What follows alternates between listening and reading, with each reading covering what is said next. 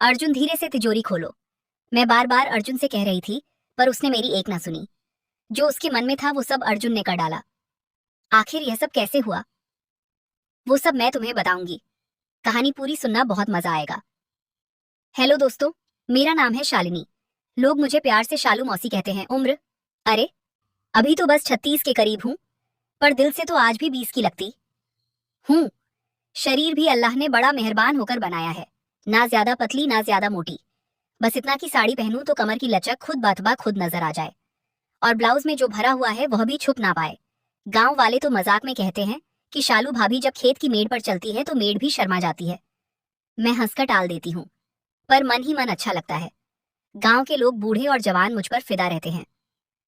मेरे भाई भाभी शहर में रहते हैं। उनका बेटा मतलब मेरा भतीजा अर्जुन, उम्र होगी अब 22 से 23, लंबा चौड़ा गोरा चिट्टा, जिम जाता है तो शरीर भी ऐसा कि गांव की लड़कियां दूर से ही घूरती रहती हैं। कॉलेज की पढ़ाई पूरी करके अब पापा के बिजनेस में हाथ बटा रहा है। बार बार छुट्टियों में हमारे गांव आ जाता है। इस बार गर्मियों में आया था। मैं अकेली रहती हूँ, शादी नहीं हुई, बस यूं ही मजे में जीवन कट रहा है। घर बड़ा है, पुराना वाला आंगन में नीम का पेड़, पीछे आम का बागान। अर्जुन आया तो बोला, मौसी इस बार पूरा महीना रहूंगा। शहर में गर्मी से जान निकली जा रही है। मैं मुस्कुराई और बोली, रह जा बेटा, तेरी मौसी के पास तो जगह ही जगह है। पहला दिन तो बस हंसी झाक में निकल गया। शाम को हम दोनों आंगन में बैठे थे। मैं कुल्फी चाट रही थी। वो पास वाली कुर्सी पर कुल्फी पिघल रही थी, मेरे हाथ पर गिर गई। मैंने जीभ से चाट लिया। अर्जुन की नजर मेरे हाथ पर ठिठक गई। मैंने देख लिया। हल्के से मुस्कुराकर बोली, क्या देख रहा है? ओ, कुल्फी खानी है तो बोल, मैं और ला दूं। वो झट से नजर हटाकर बोला, नहीं मौसी, बस ऐसे ही। मैं मन ही मन हंसी।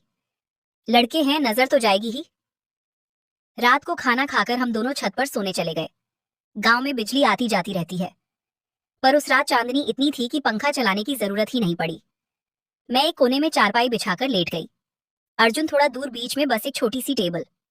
मैं साड़ी में थी, पल्ला थोड़ा सरका हुआ, हवा चल रही थी, अच्छा लग रहा था। अर्जुन करवट बदल रहा था। मैंने पूछा, नींद नहीं आ रही क्या? खो बोला, हाँ मौसी, शहर की आदत खराब हो गई है। यहाँ इतनी शांति है कि नींद ही नहीं आती। मैं हंसकर बोली, शांति अच्छी चीज है बेटा। शहर में तो दिन रात शोर, यहाँ आकर सुकून मिलता है। फिर बातें होने लगी। मैंने पूछा, कॉलेज में कोई गर्लफ्रेंड वगैरह नहीं बनाई? वो हल्का सा शर्माया बोला, नहीं मौसी, बस दोस्त है। मैंने चिढ़ाते हुए कहा, अच्छा, इतना स्मार्ट लड़का और कोई नहीं पसंद आई? झूठ मत बोल, मैं सब समझती हूँ। वो हंसा और बोला, सच में मौसी, अभी मन नहीं लगा। मैंने साड़ी का पल्ला ठीक किया और लेटते हुए बोली, हाँ अच्छा किया, अभी उम्र है। मस्ती कर, बाद में जब सही लड़की मिलेगी तो खुद मन लगेगा बातें करते करते। पता नहीं कब नींद आ गई। सुबह उठी तो अर्जुन पहले से उठ चुका था, चाय बना रहा था। मैं बाल संवारते हुए किचन में आई, बोला, मौसी चाय पी लो। मैंने कप लिया और पास खड़ी हो गई। मेरी साड़ी की चुन्नट हल्की सी हवा से उड़ रही थी। अर्जुन की नजर मेरे कंधे पर गई, जहां ब्लाउज उसका स्टैप थोड़ा सरका हुआ था। मैंने जानबूझकर ठीक नहीं किया, बस मुस्कुराकर बोली, चाय अच्छी बनी है बेटा। वो जल्दी से नजर हटाकर बोला, थैंक यू मौसी।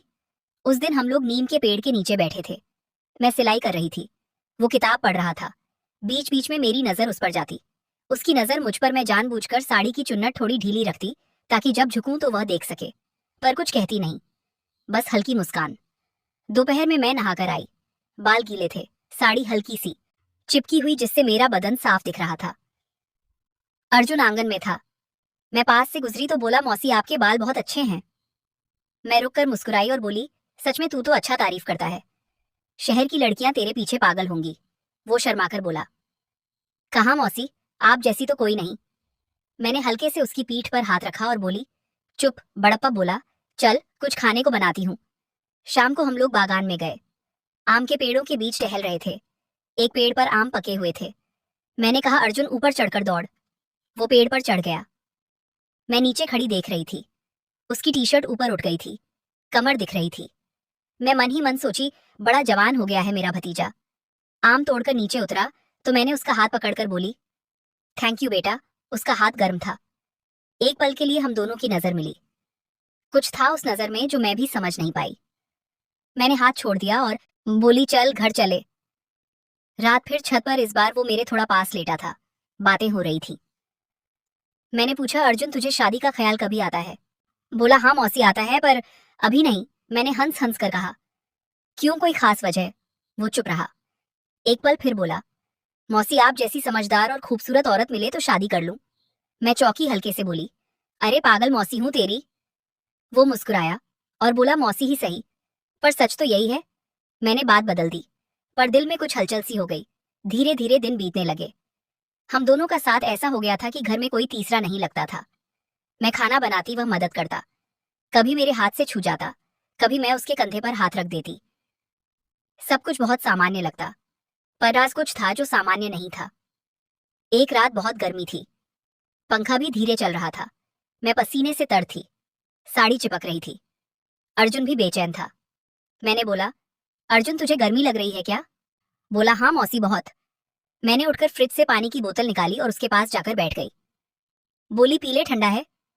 उसने बोतल ली और पीने लगा। मैं पास बैठी देख रही थी। मेरी साड़ी का पल्ला सरक गया था। मैंने ठीक नहीं किया। वो पीते पीते मेरी तरफ देख रहा था। एक बूंद उसके होठों पर लगी हुई थी। मैंने अनायास अंगूठे से पोंछ दी।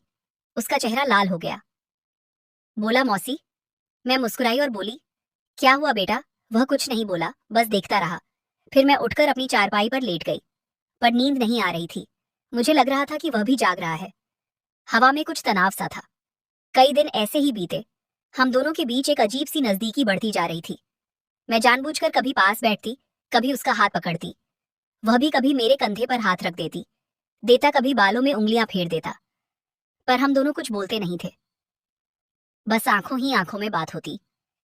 गांव वाले भी नोटिस करने लगे थे। कोई कहता, शालू का भतीजा बहुत प्यार करता है उससे।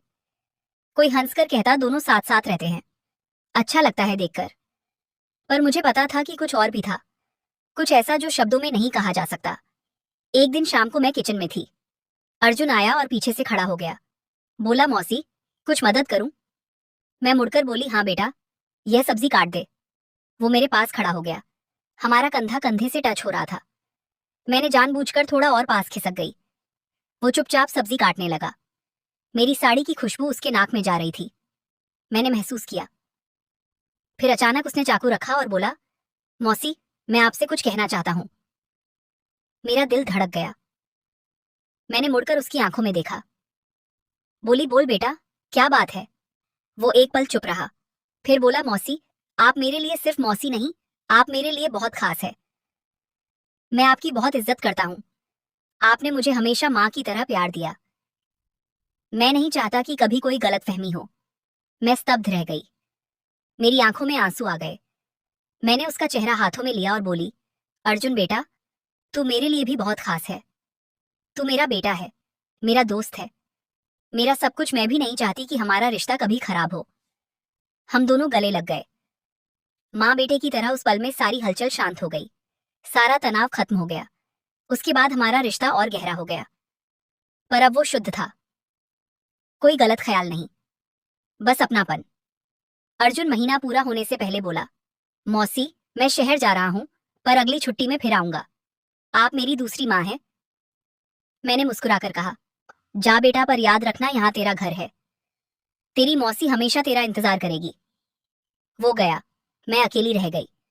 पर अब अकेलापन नहीं लगता, क्योंकि मुझे पता है कि मेरा एक बेटा है जो मुझे बहुत प्यार करता है। दिल में ख्याल तो आते ही, पर सही और गलत का फर्क वही समझ सकता है जो रिश्तों की कीमत जानता हो। अर्जुन आज भी आता है। हम दोनों खूब बातें करते हैं, हंसते हैं, साथ खाना खाते हैं। गांव वाले कहते हैं शालू और उसका भतीजा जैसे माँ बेटा, और मैं मुस्कुराकर कहती हूँ, हाँ बिल्कुल वैसा ही। बस कहानी खत्म।